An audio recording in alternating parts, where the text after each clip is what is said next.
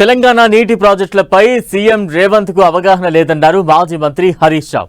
తెలంగాణ జల హక్కులపై కుట్రలు జరుగుతున్నాయని ఆరోపించారు. తుంగభద్ర, ఏపీ, కర్ణాటకలు ప్రాజెక్టులు కడుతుంటే అడ్డుకోరా అంటూ ప్రశ్నించారు.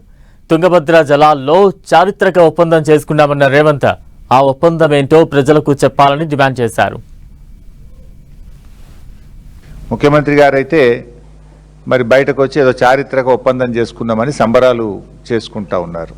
తెలంగాణ ప్రయోజనాలకు తీవ్ర విఘాతం కలిగించే విధంగా కర్ణాటక రాష్ట్రము తుంగభద్ర ప్రాజెక్టుకు దిగువన, ఆర్డీఎస్ ఎగువన 35 టీఎంసీల వినియోగంతో నవేలి రిజర్వాయర్ ఒకటి నిర్మాణానికి కర్ణాటక పూనుకున్నది. ఇంకొక వైపు ఆంధ్రప్రదేశ్ ఆర్డీఎస్ దిగువన, సుంకేశుల ఎగువన 20 టీఎంసీల సామర్థ్యంతో గుండ్రేవుల అనేటువంటి ఒక ప్రాజెక్టు నిర్మాణానికి ఆంధ్రప్రదేశ్ పూనుకుంది. ఆ గుండ్రేవుల ప్రాజెక్టు ఆ రోజు తెలంగాణ రాష్ట్ర ప్రభుత్వ తీవ్రంగా అయినటువంటి నిరసన చెప్పడం ద్వారా, మేము అపోజ్ చేయడం ద్వారా, అన్ని ఫోరమ్స్లో రైజ్ చేయడం ద్వారా అది కోల్డ్ స్టోరేజ్లోకి పోయింది.